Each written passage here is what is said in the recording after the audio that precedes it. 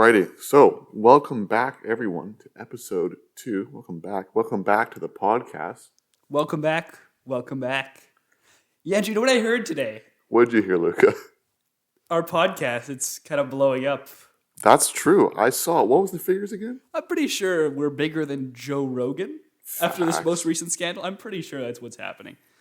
Bit of a notable loser, Joe Rogan, has fewer views than us on our most recent episode. We have peaked at 100 and... Probably 103, 104. We're doing pretty well, man. I'm excited. This episode is going to have much better audio quality. Yep. Because I have a microphone this time. And I don't think I was actually using my microphone last time. So, in the end, it will be better. It is crisp and clean and excellent. Just listen to that. All right. So, Luca, what is the title of our podcast? We are the Deep Cuts Podcast. And what do we do? What we do here is we disassemble, we divulge, we disintegrate the life, the death, and the blood of a topic. That is 100% true. And what is the topic that we're going to be going into today? Today, we're going to do a deep dive into the Lord of the Rings.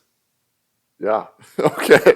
Majorly the films, though, right? Am I right to say that? Primarily the films, because Lord of the Rings is like, you could probably spend an entire podcast, like a series, just on the lore and everything Lord of the Rings. And I don't know enough to do that. So I don't, and our friends might get mad at us for being wrong. Shout out to Wesley Lloyd Kruger, www.deepcuts.fun. The Jack of Here, if you will. Yeah. I think I'm looking at his house from where I'm sitting. Am I right? Yeah, you're pretty much right. Yeah. Fuck you, Wesley. Anyway, don't hate on Wesley. He's a beautiful young man. Yes. Let's get into it. So, I think the best way to do this is first to talk a little bit about the history of Lord of the Rings, the movies, and the series itself. Then maybe get into a little bit of like some deep dives onto the actual filming processes in the movies itself. And then finally we can do some stuff about the actors. Because I think there's actually like a large section of fun facts about the actors, specifically Viggo Mortensen, which we'll get into specifically. I couldn't agree more. Ian McKellen, pretty hot guy. Ian McKellen, Christopher Lee, oh my god, that man is so cool. Dude, he's beautiful. His voice. And massive. Yeah, he's like 6'4". Right? Yeah. Well, it was. Oh, yeah, he's dead. He's still 6 foot, just like 6 foot under, right? Yeah, I guess. That was a good joke. That was a great joke. If you like Andrew's jokes, go to www.deepcuts.fun and give him a like. We got a couple of books coming out, just all the jokes that we've made. Yeah, Andrew's Comedy Center. That's coming up soon. That's going to be our offshoot podcast. Yeah. Okay.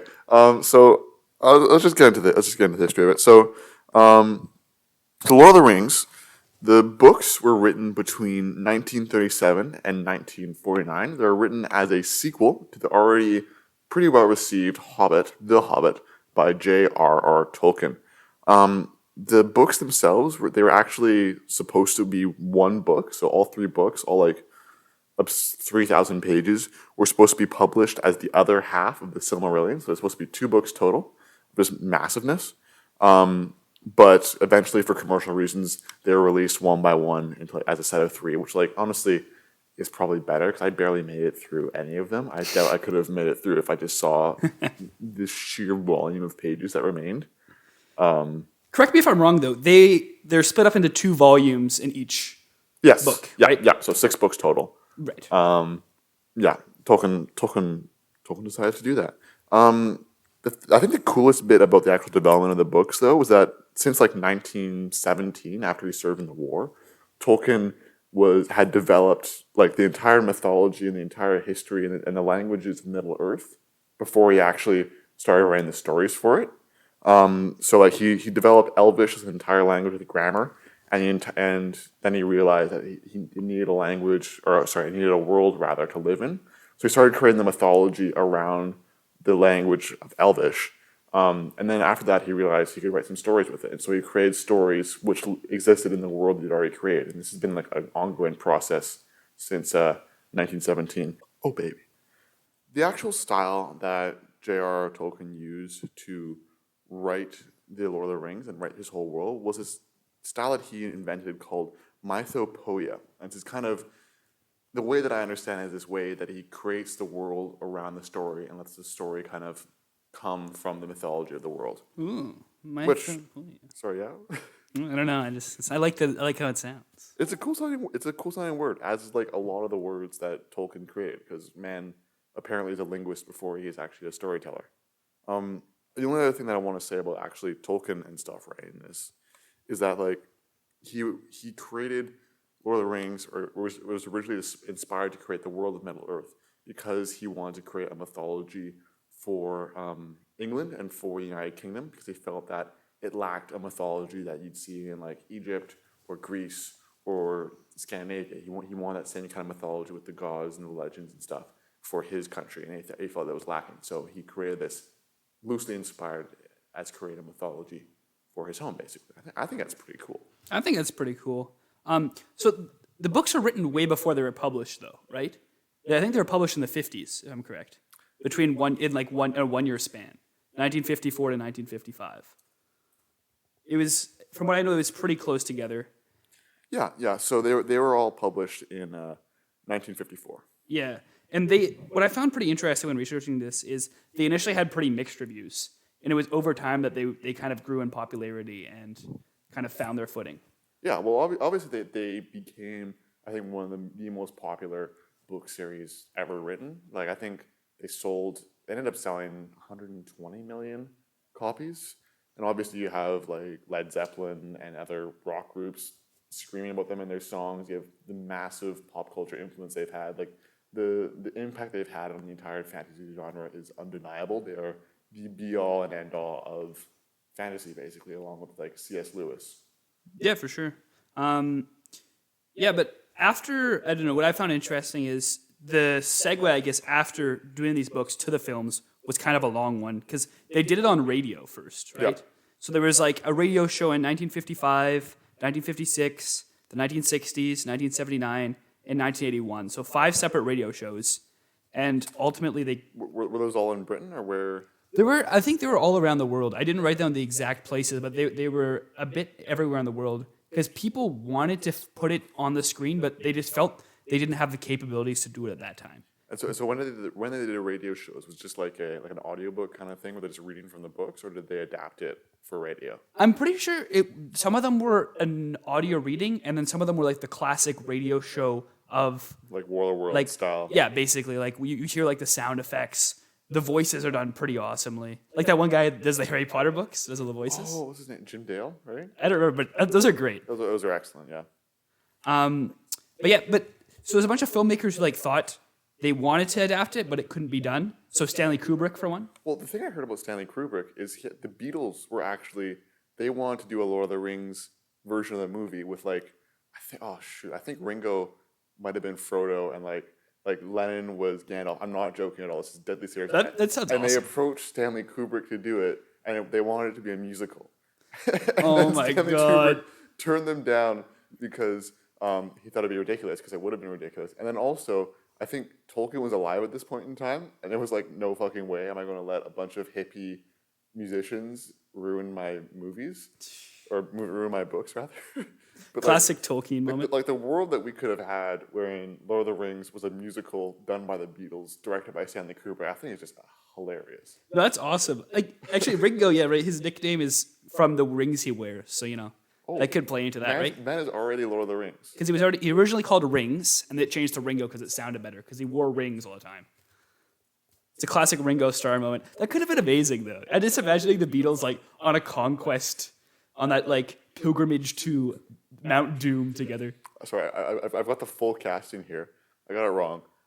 Lennon would play Gollum, naturally. Paul McCartney would play Frodo. I'll assume. George Harrison would be Gandalf, and Ringo Starr would be Sam. That's awesome.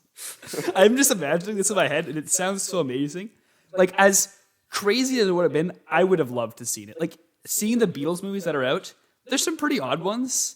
Like the Magical Mystery Tour. Have you seen that? I haven't seen any of the Beatles movies. Okay, they're pretty wacky at times. We can do a deep dive on like musical movies at some point, because there's also the Pink Floyd, The Wall. The Wall. And Wall I think I have a good guest star in mind for that. There's been some other, like I think the Motley Crue movie. I'm not sure if that involved Motley Crue. But like, I don't know. There's been a decent number of musical or like rock group based movies. The Kanye movie's coming out soon too, which I'm excited for. We can watch that. Yeah. Anyway, also Jim Henson wanted to create his own type of thing for this. Callback real quick. Throwback. Go to www.deepcuts.fun to find the past episode of Jim Henson and the Muppets. Yeah, that was a great episode. But just a callback to that, Jim Henson wanted to do that, and it was kind of what inspired him to go on and do The Dark Crystal, Yeah. a famously odd film, Yes. loved by many, hated by some, kind of a cult classic. But there were a bunch of TV specials for The Lord of the Rings. So there was the Finnish Hobbity. Of course. There was Rankin Bass's Return of the King and The Hobbit. Do you know who Rankin Bass are? I do not know who Rankin Bass is. You know the like the Rudolph movie and like those old Oh, shit, yeah. stop motion. Yeah, that was Rankin Bass. Dude, the old Rudolph movie is like, it's so close to my heart. No, it's a classic. Yeah. Yeah. Anyway, that's kind of like a cool connection. Also, Ralph Bakshi created these Fellowship and Two Towers adaptations. I don't really know who Ralph Bakshi is. Were those the animated versions that we always see? Yes. Okay. I've been to actually watch those because they don't look terrible. Well, so Rankin Bass did an animated Hobbit, like just 2D animation, and animated Return of the King. But they did the Return of the King one after Ralph Bakshi had done his two. So it was kind of a different style, or it was kind of a follow up to those because he never did the last one. Weird. Is what I was seeing. It's kind of weird because it was two different production houses, and yeah, I don't know. As you said, there were lots of influences that were sprouted because of Tolkien's works, like Led Zeppelin and Dark Crystal. Additionally, before we move off of like the crazy, stupid spin-offs, I saw this one like terrible Russian version of Lord of the Rings that like looks legitimately like a fever, like acid trip, wherein like it's a live action play, right? And they have these god awful green screen effects for like when he goes invisible, where it just kind of like blurs him out. Like it looks like somebody scrubbed the film with like a steel, it sounds like awesome. A steel wool or something. And they're all speaking like Russian, which is already hilarious. And it's like it's a play, and I just like even from like the 5 minutes of just like the clips I could find on YouTube of it, it is the most like simultaneously disturbing, hilarious, and just like mind expanding film I think I've ever watched, especially in relation to Lord of the Rings. Yeah, the other one I had written down was a Swedish one called Sagan om ringen. Oh, I did really well good pronounced. deep dive. I did do a deep dive. I don't speak Swedish. Not yet. But yeah, I just looked at the pictures. They seem very interesting. But I think, do we want to move into the actual films now, or is there anything else you want to mention? I've got some stuff for the films. I say that I think all the stuff I have for the films isn't actually written down, just in my head. So why don't you just talk about the films first? Okay. And I'll supplement it with anything else I remember. Let's do that. Yeah. So the films began pre-production in 1997, and they were kind of sprouted from that thought of, can we actually create a film? Can we actually create a Lord of the Rings film? And it was put in place that they would do that. It was moved from several production houses. It went to New Line, and it eventually ended up in the hands of director Peter Jackson. Eventually. Actually, from my understanding, when it went to New Line, it was already in the hands of Peter Jackson. Was it? Okay. But he left a different production company because it was being basically Harvey Weinstein, overall scumbag and dipshit. Classic. He was really making the films smaller than they should be. He was trying to condense it into one film, and he was saying it was costing way too much money. I think the original budget was like $75 million for the entire trilogy that was given Peter Jackson. It was costing way too much money, so Peter actually leaked the script to like a media friend of his, and that script got leaked and eventually got the interest of, I think, what was the other New Line? New Line. Yeah. And then New Line picked them up, and Peter talked them into having like the trilogy and like the insane $250 million budget that ended up happening. Yeah, crazy. But it's crazy the amount of time they put into making those films. Like the pre-production to the actual production itself and creating the films was such a long process. And because they were able to take that time, they were able to do the works justice, I think, right? Well, it's crazy when you think about it. Like a production company would invest so much money without any like guarantee of return. Like they filmed all of them all at the same time. They had no idea if the first one would be good or not, if the first one would be well received. But they filmed all of them, put in that entire investment, and just like closed their eyes and bit the bullet, and it turned out so well. Turned out incredibly. Yeah. But yeah, they were all filmed in New Zealand, of course. Were accompanied with music by Howard Shore. Excellent soundtrack for sure. Excellent. I think it's been told as Howard Shore's best soundtrack. Well, I can't think of a better one. I think that it's he's the only done. one I really know him for. What else did he do? I think he did Alice in Wonderland, Like the new one. like the new one, which is also a really good soundtrack. I have not listened to it. However you feel about the movies. Yeah, I don't know. I've not seen the classic Johnny Depp Mad Hatter portrayal Have you not seen in it? full. I've seen the movie in like a fever dream, I think, when I was a child. I was very sick and I was watching it. And I think it just gave me a horrible headache. There was a lot happening, and there was a lot of grays. It was a bit of a weird movie. And then there was the second one, too. Through the Looking Glass, like the book? Yeah, the second one was not The second very good. book is Through the Looking I Glass. maintain that the first one was actually pretty decent. Really? I think it was good, especially the soundtrack, and Johnny Depp was good in it. I like the aesthetic too. I am a staunch Alice in Wonderland supporter. The live action. I'm a big fan of the original animated film. Have you seen that? No, fuck that. No, it's really good. So the other movies that Howard Shore did was so he did The Hobbits as well, but it's basically the same score. So Pretty much, yeah. He did Silence of the Lambs, notably, That's which I don't remember having. Is that a crazy recognizably score. good score? I don't remember. It's a big movie, I guess. Yeah. He did Hugo. That's a good movie. That has a good score, too. I recall. I think it did. I think I did. That's what I remember. Yeah, Christopher Lee shows up in that, too. He's a Oh, I remember. librarian dude. And he's so nice. He did Gangs of New York as well. That's a good movie. That is a good movie. Don't remember the soundtrack for that one either. No. Okay, I might be totally wrong. I don't think he did Alice in Wonderland. Okay. But that's like the staunch soundtrack that I know him for. It's very memorable. And I'd say like alongside probably Star Wars, it's one of the best series long Star Trek soundtracks. Danny Elfman's also very good. Yeah, but no. Lead singer of Oingo Boingo. Okay. But what was it? Like the ride of Riders of Rohan. What's it called? The ride of the Rohirrim or something. You know what I'm talking about? Yeah, is it Rohillin? Rohin? I don't remember. When they're riding, we're gonna get flamed by all the Yeah. Lord of the Rings. Sorry, who know how to guys. pronounce things. We're I love the movies. I just don't know how to pronounce things. like we said, we get stuff wrong sometimes. I'm sorry. But like when they're riding down to Gondor and like they first start riding and they all go like sort of slow motion and the violin or the fiddle kicks in. It's like Oh, it's beautiful. it's so good. We should like if we can find it, we should like overlay that on top of this bit. I was rewatching these while studying for exams. Actually, I rewatched all the extended. Is that how you study? Well, I've seen them before, so it's more of like just the ambiance I want. Background noise of While I'm studying for these the econ best finals. movies of our generation. Yeah, well, it was great. It was like the ambiance I felt from them was wonderful. I also have a pal who watched all of them in one sitting for the first time, all the extended editions, just straight. All of them? All of them at once. When? Like a week ago. That's 11 hours. It was 20 like, minutes. shout out to this guy, cool guy. I can't believe he managed to do this with his friend, but that takes an extreme amount of willpower. Yeah, that's obscene. I have yet to see someone who's done The Hobbit and that in one sitting, but if someone has done it, hit us an email. That's like www.deepcuts.fun. But that's like a full 24 hours. It's a full day of Peter Jackson. Yeah, I think what he told me, I think it was like, I don't know, probably like 10 hours or something, right? I don't know, for the full extended. For the full extended edition, it's 11 hours, 20 minutes. Is it? So straight, 11 hours? That's ridiculous. Yeah. Anyway. Okay, so anything else we want to talk about for the history of Lord of the Rings? Just like the series in general. Yeah. I have a bunch of fun facts, but Like about their conception, I guess. You have anything else written down? the conception itself, no, I don't think so. I think that's about all I've got for the conception. All right, then we will be right back for the next part of our podcast after a word from our sponsor. Okay, Andrew. Oh, baby. I think it's time we continue our pilgrimage through Middle Earth, if you will. There's one more thing I wanted to add on the, I guess, production side of Lord of the Rings before we kind of got into the facts about the movies themselves, and that was Jackson kind of wanted the films to be more chronological than the books.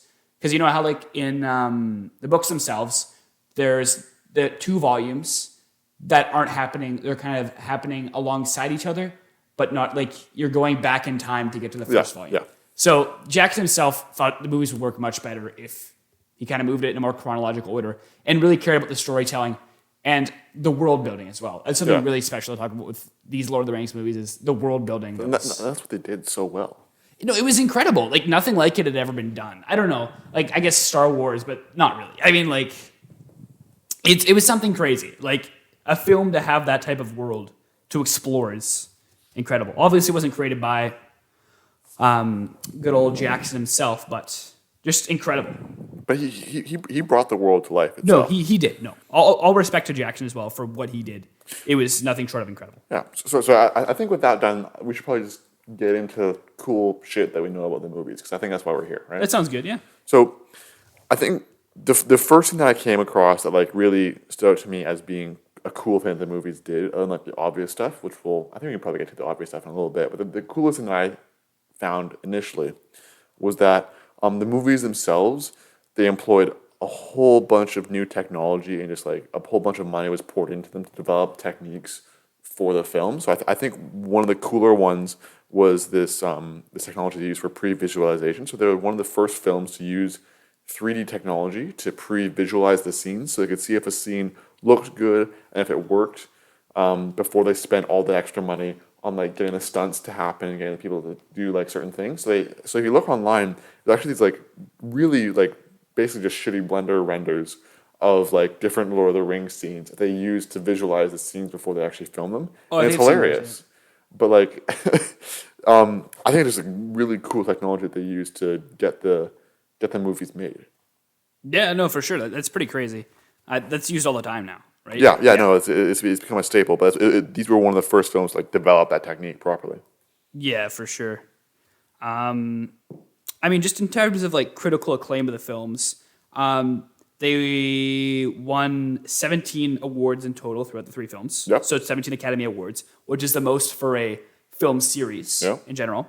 And Return of the King. Return of the King Yeah. is tied for the most Oscars ever won with Titanic and Ben-Hur. So Yeah. they won 11 Oscars, but notably, they went to the Oscars, were nominated for 11, and won 11. Which is the greatest clean sweep in Oscars history. So Exactly. It's the largest number of nominated and then won all the ones you're nominated for Yeah. of any movie ever.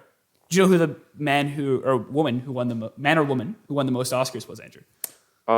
If you're talking about leading actor Oscars, then that would be Daniel Day-Lewis. If you're talking about most Oscars period, I think it's Meryl Streep, or is it some like sound engineer? It was Walt Disney. Oh, fuck Because that he was guy. given a bunch of honorary ones. When he made Snow White, he was given like 7 for the 7 dwarfs. Yeah, that's stupid. Fuck Walt Disney. It's technically Walt Disney. I'm pretty sure it's still Walt Disney. Walt Disney's a bastard. I think Daniel Day-Lewis is the cooler name to say, to be honest. Daniel Day-Lewis does have a very cool name. Right? Daniel Day-Lewis. Triple barrel. Like, what's the other triple barrel guy? Joseph Gordon-Levitt. That's the other one. Guillermo del Toro. That's just anyways, the other cool things that happened in the movies. Yeah, like just like going back to like the amount of money they spent on these things, which is just ridiculous. Like you know Hobbiton in the Shire. Mm-hmm. They actually like that's not CGI. I know. They went out into like the bush in New Zealand and they built all of that. They had to like cart in a bunch of sand and dirt to build the hills for Hobbiton. Then they actually carved them out and put like the Hobbit holes in the hills. And then you know that like big fucking oak tree in Hobbiton? That's not CGI either. They made a fake oak tree and they painted every individual leaf and the entire individual tree and put it there. And like just the amount of work, like that took like a year to get the whole set up prior to them filming there for like fucking Hobbiton, which is there for I don't know, maybe an hour total across all 3 movies. Yeah, no, for sure. It's nuts. It's pretty crazy, honestly, just what they're able to do. And how well that stuff holds up today, like 20 years later, right? Yeah. No, I think probably because they use so little CGI. Like the stuff that they do use CGI for, you can tell is kind of dated. Like the Oliphants, Yeah. and the horses being like chucked around. The and Nazgul with third one. the big... I think the Nazgul isn't that bad. My biggest thing rewatching them was the Oliphants, where I'm like, oh yeah, you guys CGI'd this, didn't you? Yeah, I mean, but most of it's still, like, the amount of, like, warriors they were able to fit on the battlefield really wasn't, like, it doesn't look too bad today. Well, actually, okay, fun fact. One of the coolest fun facts. The reason that is because they actually had like a fuck ton of people in those battle scenes. So like for Helm's Deep as a battle scene took 120 days to film, and they had 20,000 extras for that scene. 20,000. Like that is I think half the size of the town that I grew up in, Comox. Like that is literally like that is a small town of people. Yeah. It's carted in as extras to use for a battle sequence. Like what the hell? It's pretty crazy. That I think I'd say Helm's Deep is the best battle scene, in my opinion. I'd say it's better than the final, like Gondor battle. Let me. The problem is it's so dark, honestly. Like, but also like the ride of the road. Like, come on. That's very cool, I would argue that is a cooler scene than any scene that happens in Helm's Deep. but when the light comes and Gandalf comes with the guys and they just go. No, but the field in front of Gondor, like you can see Mordor in the distance, and like no, like visually, I just think that the third It is movie cool. has like a cooler backdrop. I still think that's the best battle though. Just the feel of it. There's something about it. This them trying to hold this keep right in Helm's Deep itself. Is that right? Is that a keep? Fuck you. I don't know the terminology. This just goes to show that on www.deepcuts.fun, we're allowed to disagree. We are, and that's okay in this world. Yeah, fuck you. Agree to disagree. Let's Oh shoot! I should have mentioned this earlier when we were talking about awards, but for Andy Serkis, who played Gollum fantastically, we all agree. Andy Serkis knocked it out of the park. Not Christopher Nolan. Peter Jackson. Peter Jackson really wanted. We should do a Christopher Nolan series. Peter Jackson really wanted Andy Serkis to be nominated and to win an Oscar for Best Actor or Best Supporting Actor, because like obviously he did so much work for it, but the Academy wouldn't even let him be nominated because It was CG. Because it was CG. Yeah. Because it was so much CGI. It's just incredible. He was able to look so much like Gollum in that costume. Well, he did, like, he put in so much emotion and effort to it. Like, I think people are saying that, like, if the nomination came up today, like, current time, the Academy would give it to him. But, like, because it was so, like, on the frontier of CGI, they didn't think it was acting, which is bullshit. Well, Andrew, no, it was incredible that he was able to, like, knock out his teeth and, shrink down to that small man. Yeah, no, it was, shut the fuck up. It was incredible that he actually pulled that off, and he looks normal today. That's my big joke for this episode. Yeah, that was a good joke. Speaking of casting, though, I've got one more fact before I let you jump in. Sure. This one I think is, I want to say borderline disgusting. Okay. So, Viggo Mortensen, right? Yep. We agree. Probably the best possible Aragorn. Sure, I yeah. don't think it's that hard for me to say. I think Viggo Mortensen is Aragorn, period. Pretty much. He's incredible. Before it was even offered to Viggo Mortensen, you want to know who turned it down? Shia LaBeouf? Nick fucking Cage. Oh, what? Dude, it would have been so bad. They offered it to Nick Cage and some other useless people instead of Viggo Mortensen. And like thank God Nick Cage is an idiot, because we could have had like a Lord of the Rings without Viggo Mortensen. It just would have been terrible. Wait, was Jackson inside of that, or was that all casting? Who was in charge of Nick Cage? I think honestly, I don't know. I remember there was another actor who was originally Aragorn, but then like 2 days into filming, they realized it wouldn't work, and then they called Viggo. Let me just figure kind out of who like that Buddy was. Ebsen as a Tin Man, because he had the silver pate he was allergic to. You get my reference? No, Wizard of Oz. Never mind. sorry. Let me just have. I'm just curious because that's pretty interesting in itself. Seeing Nick Cage in a role of that stature just isn't something I want to see in that movie. I feel like he would have like been goofy. Oh, I also also speaking of our favorite triple barreled man, Daniel Day-Lewis was also offered the role. Okay. And then immediately before filming, or like during filming, Stuart Townsend was selected as Aragorn. So he showed up for a couple of days of filming before they realized it wouldn't work. I don't think I know who that is. I'm just having a look at what movies he's been in. Stuart Townsend movies, because I've seen his face before, I think. He's no Viggo Mortensen, obviously, but he's kind of dropped off the map. All right, well, Stuart Townsend, some nobody, I guess. Handsome young man, Moral of the story, we could have had Nick fucking Cage as Aragorn, which would have been heinous. It would have been great. Yeah. Would have been incredible. It's pretty crazy. I don't know. The casting is pretty interesting, but what is also interesting is the characters like Jackson wanted to have in, but he just cut. So there's Fatty Bulger. You know who that is? Is that the fat guy from The Hobbit? No, he's one of the no, it's not. That's Bomber. Oh, sorry, my Yeah, bad. sorry. Fatty Bulger was he's one of the few people Frodo actually told he had the ring. One of the few people in Hobbiton. Okay. He told them. Glorfindel, who was like this crazy, powerful elf dude. Okay. He just cut because I think he was too powerful. He saw him as. There was Eladon and Elrohir, who were the sons of Elrond. They were both cut. Okay. There was Erhenbrand. Sorry if I'm butchering the name here. He was a Rohirrim, so one of those Rohan guys. And there was Imrahil, he had some significant role in Rohan as well. So more Rohan people. And even Tom Bombadil, Andrew's favorite character. Tom Bombadil, I am so, like, he was my favorite part of the books. Even Tom Bombadil was supposed to be in for like he was considered it, but he's kind of a crazy character. I don't know how they would have fit him in. They kind of when they put Radagast in The Hobbit, he kind of took on that Tom role a little bit. Yeah, but if you can fit fucking Radagast in, you can put Tom in there. Radagast wasn't even in the Hobbit books. Well, we'll get on to the Hobbit later. But Tom is so much more interesting. Tom was great. Another fun fact: Gimli was supposed to swear throughout the film. Oh, that would have been so excellent. He was like, "Oh, my axe, fuck, fuck, shit, axe." Classic Gimli moment. That would have been hilarious. And Arwen. You know Gimli's 6'2"? Yeah, he's what's the same guy who does Salah in Lord of the Rings. Who does what? No, sorry, Salah, not Lord of the Rings. Indiana Jones, the Egyptian guy who's friends with Indy. He's the same guy? Yeah. Isn't he like Welsh? Is he Welsh?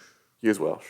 He played an Egyptian. Okay, whatever. Yeah, that was the same He played guy. an Egyptian guy. That is the same guy. Okay. I mean, maybe that doesn't hold up today. Yeah, I'm pretty sure that's not allowed anymore. He also did the Ents.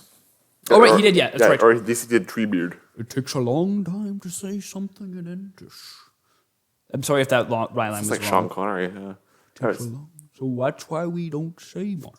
Anyway, Arwen was also supposed to have a nude scene with Aragorn. Yep. So I'm just gonna move right past that. I don't know, like it seems kind of out of place in those movies because they were strictly like PG-13. Well, I feel like the swearing and the nude scene probably go against Tolkien's original idea, right? Well, it was interesting. Like I listened to an interview with Tolkien, and it was about why there weren't enough women in Lord of the Rings, and he was like, because they're hobbits and they're like prepubescent and they don't care about women.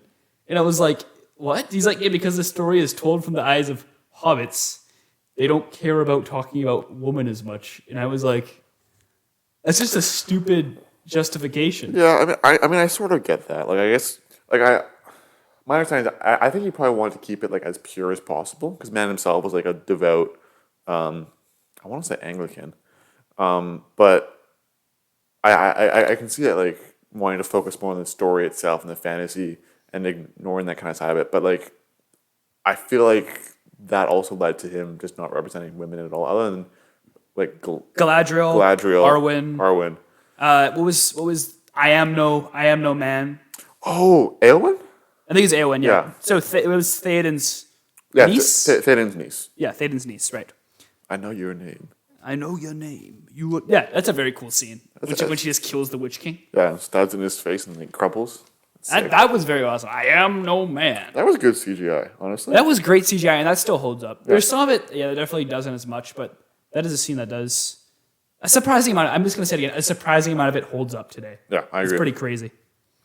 Anything else you want to say about the movies in general? Yeah. So about the movies, I just want to talk about like a little bit about the impact that they had afterwards. Mm-hmm. Like after their release and going forward, I think like 1 in 5 tourists who visit New Zealand cite the movies as a reason that they're going to New Zealand. I mean, that's why I would go. Yeah, well, of course. It's like still 20% of all tourists go as a result of New Zealand. Yeah, there's that classic thing in The Office where Dwight's like, I want to go to New Zealand to do the walk to Mount Doom. It's classic. Yeah, it's hilarious. It's awesome. Yeah. Let's see. Is there anything else that I want to mention that was cool? I've got some stuff that kind of pertains to the actors, I guess, that I'll talk about a little bit later. Oh, the only other thing is, I think that the noises that they did for the orcs are really interesting because they have like the baby orcs they have in what's the mine they go? Moria.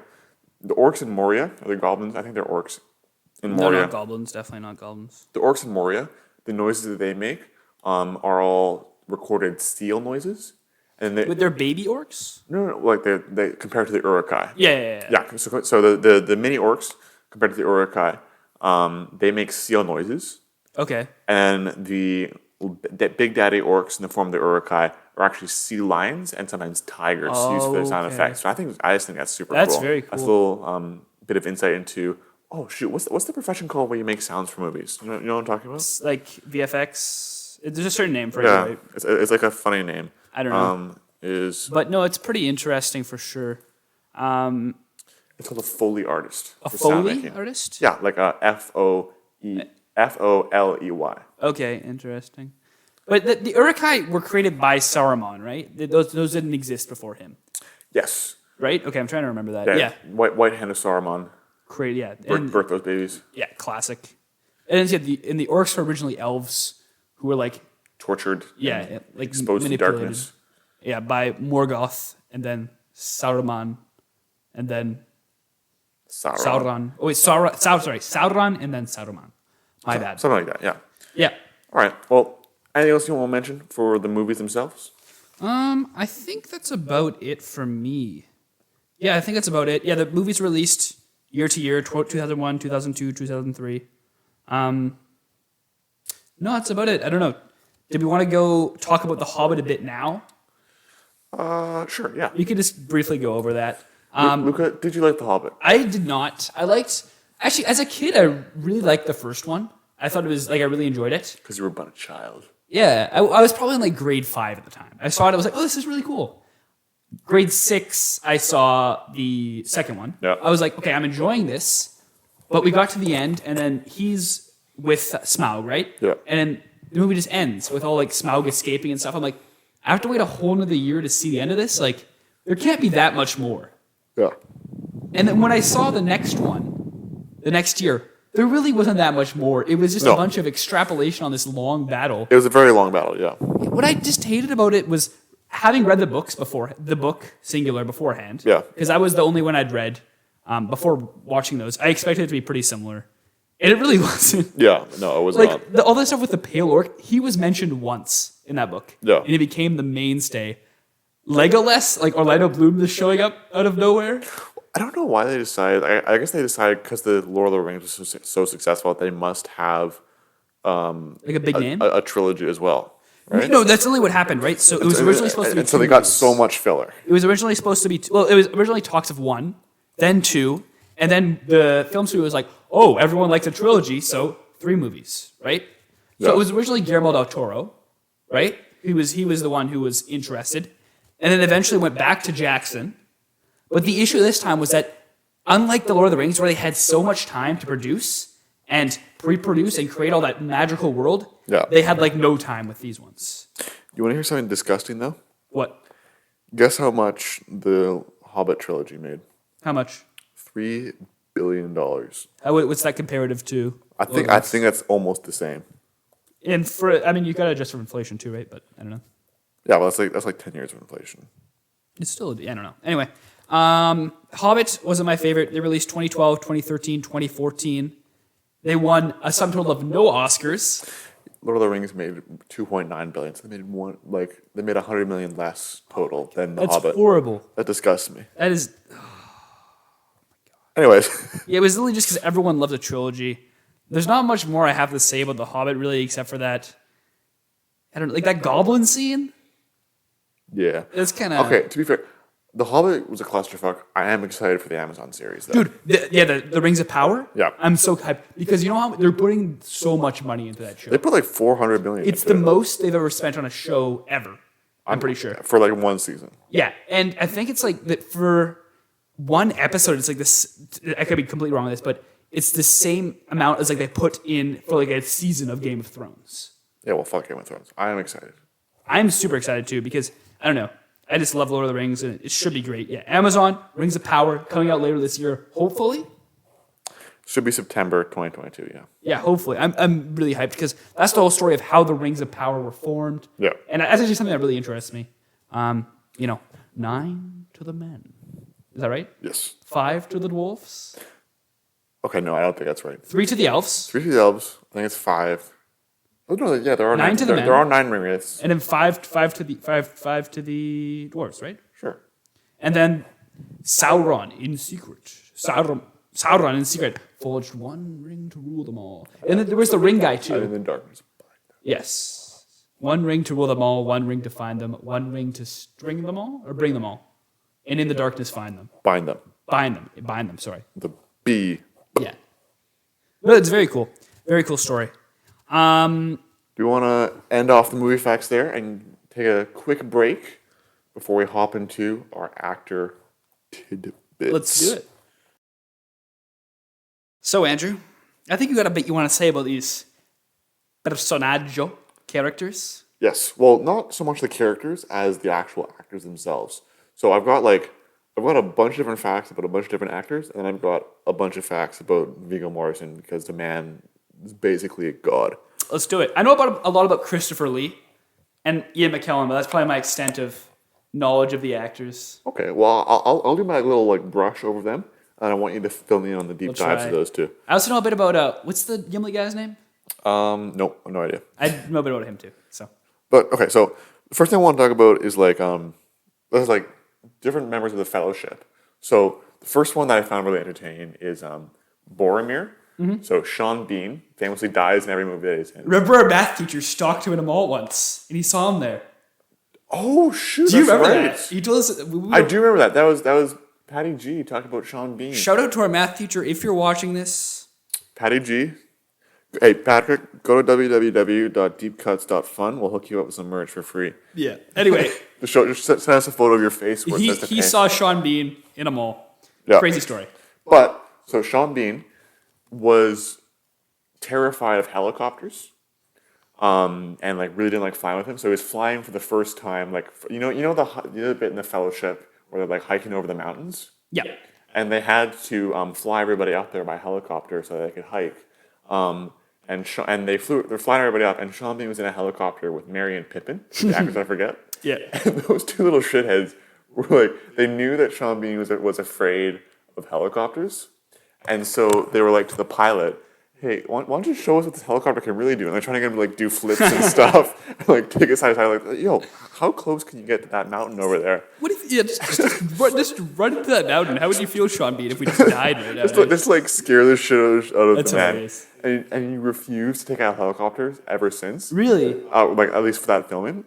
To get up to the mountain, he'd take a ski lift and then hike the last I think 2 or 5 kilometers to in full armor with sword and everything. And he hiked that distance just because he refused to get in a helicopter again. Crazy, that's my Sean Bean fun fact. Yeah, no, he's in Game of Thrones too, right? Yes, he's Ned Stark. Yeah. Briefly, everything he's in, he just gets axed almost immediately. The only movie that I remember seeing him in where he survives to the end is fucking The Martian. That's right. Yeah. Yeah, that's because nobody dies. In The Martian. He's a good actor though. He is. I do enjoy Sean Bean. The other facts that I have. So Sean Bean was one. Orlando Bloom. Classic. Orlando Bloom is. I think that's actually his first role coming out of acting school. Was it not? Was Pirates after? Pirates was after. Yeah. 2003, right? I think so. Yeah. Yeah. But this is his first role coming out of acting school, and Jackson decided he wanted him immediately, which I thought was interesting. Yeah. But guess how much he got paid for the entire trilogy? I'm assuming a lot. We'll just guess. I don't know, 100 million. The answer is 175,000. Oh, Less than half. 175,000 for 3 movies, for the 3 highest grossing movies of all time, or 3 of the highest grossing movies of all time. that's crazy. They're less than But I think that's insane. But he would apparently, if I were him, I would do it again and again because the man got so much publicity from that. It started his career. That's true, and I'm assuming he got paid a lot to be in Pirates. Oh yeah, So for sure. he was in 4. No, he was in 4 of those. He was in 4. Of those. And Disney was just pissing money away for those things. So, Yeah. he got paid, but The first one of those is good. I stand by that. Actually, the first 3 are still. the original the trilogy. first 3 are good. They're solid movies. But back to Orlando Bloom for this. I just find it amazing that he got paid so little and was such an integral part of it. A bit of a cheapskate from the producers there, but still, No, good that's on pretty him. crazy. I think it was probably more of a thing where he would be put into the mainstream from that. It was less of a money-making opportunity, more of a just career-making Yeah, opportunity. because he didn't have a name before that, and then he's Orlando Bloom. No, exactly. I love the wig, the blonde wig. Oh Christ! He looks so. I think he is really young. There as well. He's 20. Oh, he was so young. Yeah. Oh, have you ever seen they're taking the Hobbits to Isengard? It's the music. Oh yeah, Yeah, that's a of classic, course. and it's just him. That great video. If you guys have not seen that, watch it after the show. We'll link it at www.deepcuts.com. .fun. Fun. We can Always cut that out. Dot fun. The other thing that I wanted to mention. So two more things. First, that I think is really funny is that Andy Serkis and Elijah Wood, who plays Frodo, they both, as the longest ring bearers, got a copy of the ring. They got one of the props. Oh, it's awesome. And they were carrying around, and both of them, funnily, like were told that they were the only one from the cast who got a copy of the ring. So neither of them actually knew that the other one had it until they both like went public, like, "Yo, I got a ring." And they're like, "Wait a minute, I also have a ring." I thought that was funny. It's awesome. The other one that I found, you know, the scene in Return of the King where Pippin is with the Tomato Man, like the guy, like the steward who's like crunching. Steward of Gondor, right? Fuck, what's his name? It's like Denethor or something. Yeah. Sorry. Yeah. What about it? Yeah, That guy annoyed me as a child. Denethor a second. Like he disturbed me as a child. Yeah. But the cool thing about that is that the scene where Pippin is like singing to him as Faramir and the cavalry ride off into basically their deaths. Yes.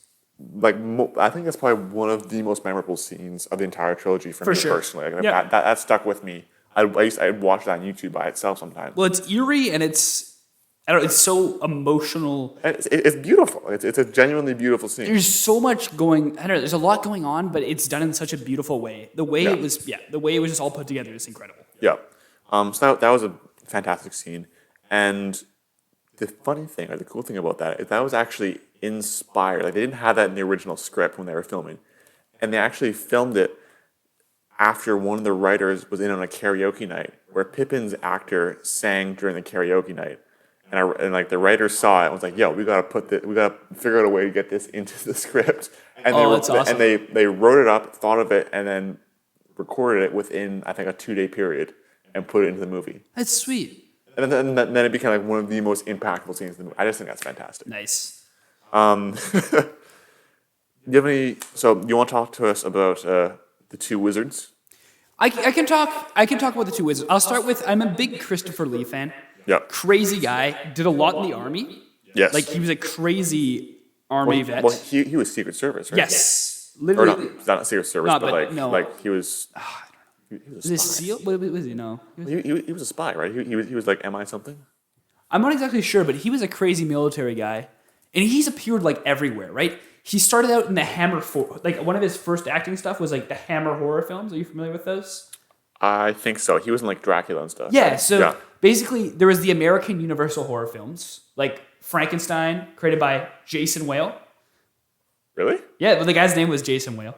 My dad's name. Yeah, but it's spelled spelled differently. Like a whale. Like a whale. I'm pretty sure. okay. Yeah, look it up anyways if you want to check. All right. But there were those films, like Invisible Man, Frankenstein, Dracula, and then in England or Great Britain or whatever you want to call it these days, they created these Hammer horror films, Hammer, and those were kind of like the British follow-up to those. And Lee started a bunch of those. He was in the Frankenstein, he was in the Dracula, and he played so many different roles in those and was a mainstay. That's where he first kind of gained his popularity. Yeah, which like obviously just looking at him as Saruman, he's a terrifying figure. Oh yeah, no, for sure. But he's appeared in so much. Like we said earlier, Hugo. He's Count Dooku in Star Wars. Who's also iconic. He's like one of the best parts of the prequel trilogy, in my opinion. This is an incredible guy. Him and Samuel L. Jackson. Oh, of course, yeah. Mace Windu and him. It's too bad they never had a battle. Oh, they had a few interactions. They had that one where he comes up behind him on Geonosis. Andrew is looking at me right now like he has no idea what's I was happening. saying, you're saying these things like I'm supposed to know them, and I have no idea what you're talking about. That's okay. We'll do a Star Wars deep dive one day. Great movies. We'll get Wesley in for that one. We'll get someone for that one. Maybe Wesley. We'll bring Wesley in sometime. But yeah, no, it's just incredible. That movie, what he's done, and the crazy guy. You know, Paul McCartney. You know the song "Band on the Run." Band on the Run. No. Band on. Anyway, he appeared on the front of one of Paul McCartney's album covers, which is essentially a bunch of guys drunk and taking this album cover. So if you look up Paul McCartney Wings Band on the Run album, I forget what it's called, you can see a younger, like not too young, but younger Christopher Lee, like crouched on this wall, like drunk. Because when they took this album cover, they were all drunk and they snapped a shot of it. It's pretty. Oh, crazy. I see. It looks like they're like at a spotlight, like criminals or something. Yeah, if you zoom in, you'll see Christopher Lee there somewhere. Or if you look up Christopher Lee, I'm sure it'll zoom in. Or does he have like a weird? Is he the one with the weird mustache on top? Maybe. I don't remember, but that's just a fun fact there. Oh no, there he is. Oh, he looks like Jordan Peterson. Jordan B. Peterson? Yeah. Wild. Wow. Wild. But Anyways. I don't. Yeah, I think that's all I got about Christopher Lee. Ian McKellen. Can I jump in super quick on Yeah, Christopher yeah, Lee? go ahead. So just more about his military service. So he was in the RAF, Royal Air Force for Britain. Yeah. After originally volunteering in, I think, Finland. And so he did a bunch of stuff behind the line. He killed a lot of people, I think, in World War II. And the reason that this comes to mind is because in the filming of I think it was, the Return of the King. You know that scene in the extended edition where Grima Wormtongue stabs Saruman and they all fall and he in falls the tower? over, yeah. So when he was doing that, Peter Jackson asked him to get when he was stabbed. And Christopher Lee turns to Jackson and is like, Peter, do you know what it sounds like to when somebody gets stabbed? And Peter's like, no. He's like, obviously not. Yeah, what would I do that? And then Lee was like, because I do. And they sound like this.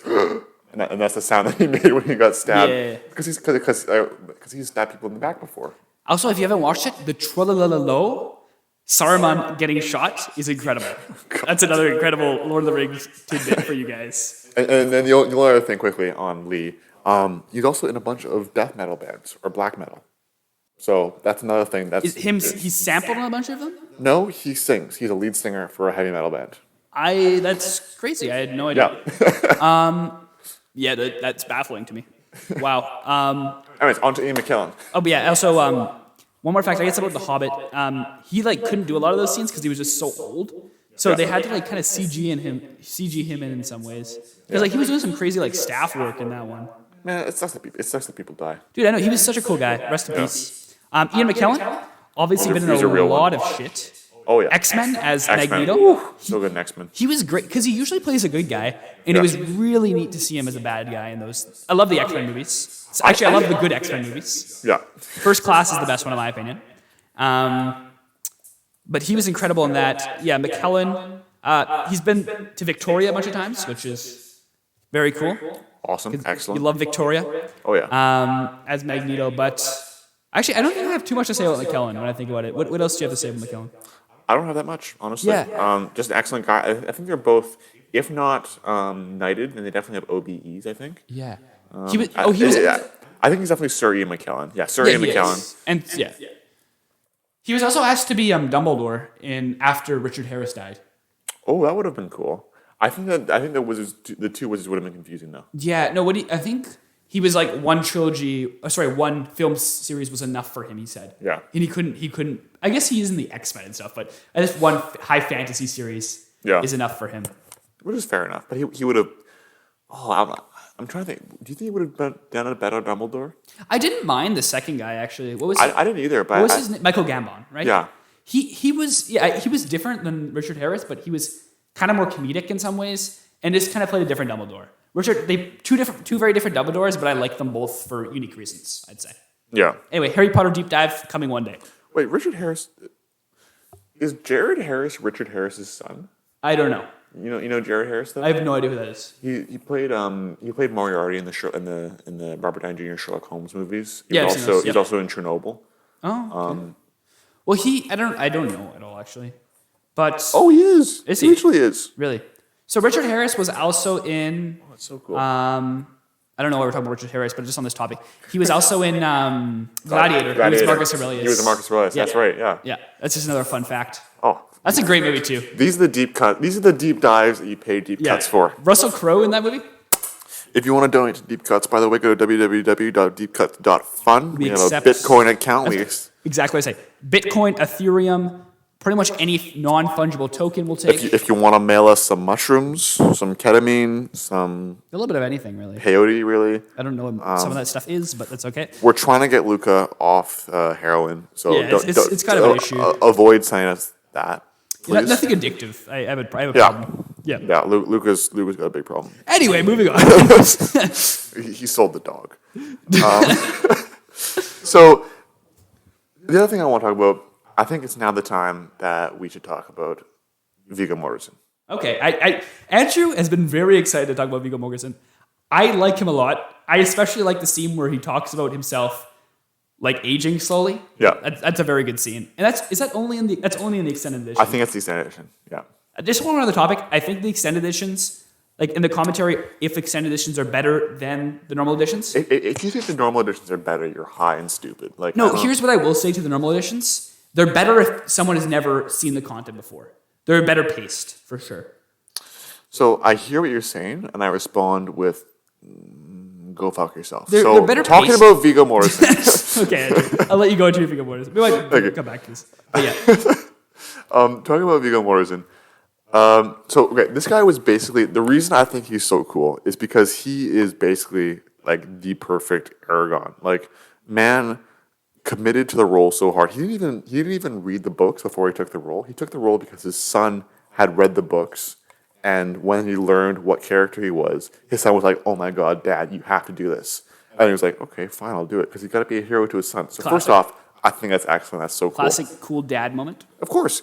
The second reason that he's like literally Aragorn is like the man committed to the role so hard. So whereas all the other actors using like in the scenes, they carried around these little rubber or aluminum swords because they were lighter, easier to wield. Yeah. Viggo insisted upon having an actual steel like sword, Oh, of course he did. like hand and half sword, because it was heavy and felt realistic when he was swinging it around. Yeah, because you got the full feel, man. But not only that, they had this sword trainer come in to teach everybody how to like wield the swords and look natural using the swords and stuff. And where everybody else is like, okay, yeah, you can use a sword now. Apparently, Viggo was the single best swordsman this sword trainer had ever trained. Really? Off the bat, Viggo just got it, understood So, it. but he'd never sworded before. Never before. He was never a swords person before that. Oh. But he took to it like that. Like he was just so good. And that translated to his scenes because most, if not all, of the fight scenes and like the stunt scenes, Viggo did them himself. So all the scenes where you see him fighting people, that's actually Viggo Mortensen smacking bitches around. And it's the other thing I heard. The stunts people complained because Viggo would hit them too hard. So like he'd break through the defense and he'd just smack them with a blunt sword. That's awesome. And they'd come out with like bruises and like a couple like cracked ribs and shit. Because Viggo's just like crawling, like just like walking through orcs. That's very cool. I like that a lot. Well, okay. Speaking of cool, this is I think is the single coolest thing. This is the Viggo Mortensen's fact. So like there's a couple more that I want to get through, but like the one that's like I think is just cool, like talking about him like almost like an actual like prince or like actually Aragorn. Yeah.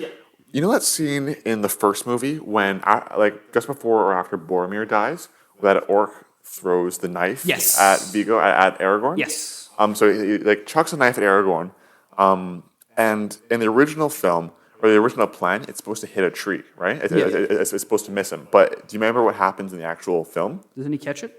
He doesn't catch it, but he deflects it with his sword. Oh, right. But like, that's not a prop dagger. That is a real sharp dagger that's supposed to be embedded in a tree. And the stunt guy like tripped and fucked it up and threw this dagger directly at Viggo. And Viggo deflected that shit with his sword. A flying dagger. He deflected that. And he's not trained. He's not a stunt person. He's just an actor who deflects that. Like he's like literally Aragorn. Like he was in mortal peril and he just did it casually. And they kept that scene. Like, how fucking cool is that? That's awesome. That's just sick. I don't know what else to say. It's speechless. And then, yeah, that's the cool thing. The other classics that people know about Viggo is like obviously, like you all know, he like speaks, I think 6 or 7 languages. Yeah, speaks 7 What languages. else is Viggo in? Including Elvish. He was in Green Book recently.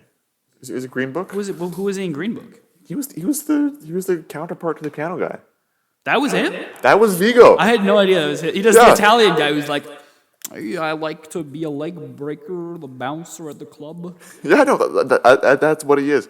But like speaking of breaking, the fact that everybody and their mother knows about Viggo Mortensen in Lord of the Rings is that scene where he kicks the helmet. Yeah. He breaks Classic. his He toe. breaks his toe. That is a classic. If you don't know that fact Yeah. already, you have no business being anywhere near deep cuts. That's not why we're fucking you here. You see him hurt his foot. Like you can see it in the film too. It's great. Yeah, that is not a deep cut. Everybody knows that. He's getting upset and all of a sudden just He screams. Yeah. He's okay. I'm looking at his cast or at his movies right now. He's been in a lot of really not that notable I was gonna say because I don't know that many Films. movies. For being such a cool guy, I don't know too many movies he's in. popular movies. He was in Fall King. Cool. Green Book, excellent. That was him. Okay. He doesn't look like him. The Road. Oh shit, is that the Cormac McCarthy? I don't know what that is. That is. That's supposed to be. I need to watch that. We need to watch The Road. We should do a live react to The Road. We should do that, like a live react to a movie. That'd be good. That'd be entertaining. Lord of the Rings, G.I. Jane. Yeah, I wasn't. He was in He was in Psycho. No, I wasn't. The remake, probably, right? Probably, yeah. Yep. He's in Leatherface. There it is. Leatherface. I don't even know what that is. The Witness. You know, Leatherface is where I got the. It's the Texas Chainsaw Massacre series. Oh. But it's the third one. So I'm assuming that. Okay, I'm not going to explain it because it sounds gruesome. But Yeah, it's excellent. yeah. Have you watched those movies? I've watched the first one. It's. I don't think I want to watch So it. good. Is it okay? Never mind. No, it's terrible. I don't think we should go into this, but So yeah, so like he speaks something like just all around, and like okay. Besides being the best Aragorn ever, he's also just like an all around great guy. So like just the dad stuff you were talking about. well, there's that stuff. There's also you know that white horse that Arwen rides in the first one, like when she's like fleeing Not the Shadowfax. no, but like a different white horse that she's Yes. fleeing with Frodo on her back. With when the water stuff happens. Yeah, running away from all the ring wraiths. Yes, right. So she's riding that white horse, and when they came up to auction, Vigo bought actually three horses. He bought two of them. He bought the two that he rode in the two towers. Oopsies, the Battle of the Two Towers and Return of the King. He bought those two horses, and there's also one more horse that he bought, which was that white horse. And he didn't buy it for himself, but he bought it for a stunt woman who was the one who rode that horse and fell in love with it, but couldn't afford it. Oh, So he bought it for her at the nice. auction. That's awesome. That's just so sick. What a nice man. I love Viggo Viggo Mortensen. It's just beautiful. I would get into a serious relationship with Viggo Mortensen. I would too. Is there any other characters you want to? Let me just quickly have a lookaroo. Oh, one more thing. I forgot to mention this. Gandalf. Gandalf? Ian McKellen. Ian McKellen. For his voice of Gandalf, which is not his actual voice. Yes. For the voice of Gandalf, he based it off of Tolkien. So he looked at recordings of J.R.R. Tolkien and based his voice for Gandalf off of those recordings. Trying to think of the recordings I've heard of Tolkien. I can see it. I can see it. Yeah, for sure. it's. I just think it's cool. That's honestly very neat. I did not know that actually. Yeah. Well, That's basically. Oh, the only other. Actually, no, not an unimportant fact. really? Okay. Yeah. Well, okay. The last thing I guess I'll mention is the video games, I guess, which have come out. So of course. There were when I was a kid, I played the Lego games. The first way I actually got into Lord of the Rings was I had two of the Lego sets as a kid.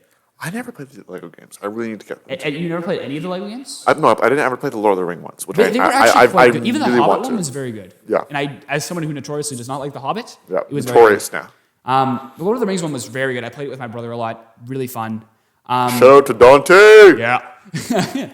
And then there was the movie-specific video games for the movies. There was also this Hobbit video game, which is a massive speedrunning community behind it, which Moist Critical did a video on.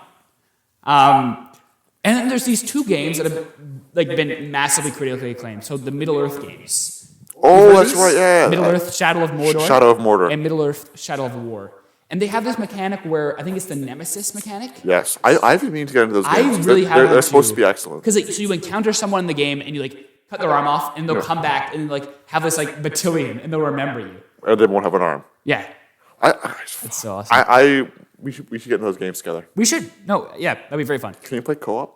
I don't know. I don't think so. I doubt it. But One more tidbit. Lord of the Rings pinball. You remember me playing that? That's my favorite pinball machine. That is my favorite pinball machine. Andrew and I went to an arcade in town, and boy, I was lighting it up on that pinball machine. Andrew remembers. Yeah, it was crazy. He got I think it was maybe 1/10 of the high score, maybe 1/20th. But it's my favorite pinball machine. It was very fun. Absolutely nuts. It was pretty fun though. Okay, you got to admit it. I was kind of wiling, Andrew. I guess the last kind of things we could do is. Andrew, what was your first connection with Lord of the Rings? I'm also curious about that. We didn't do this in the beginning. Well, my dad was really into them. Yeah. And he made me and my sister watch them at I think I must have been 10. Yeah, I was probably around that age too. Yeah, and he was just really excited, and then his enthusiasm obviously transferred over to us. And I was like, oh, this whole new world of genuinely fantastic movies. I don't know, it's just an early memory of film and cinema. Yeah, no, I was very into it too.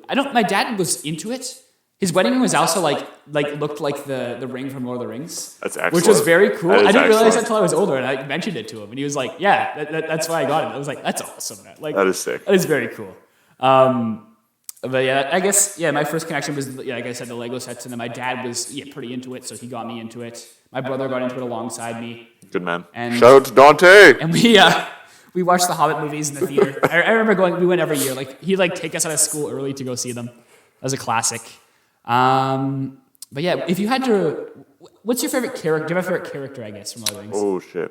not including Tom Bombadil, of Not course. including Tom Bombadil, not including Viggo Mortensen. No, not including Viggo Mortensen as a character. Okay, I don't even think I don't think it'd be Aragorn. I think favorite character. This is hard. No, it is hard.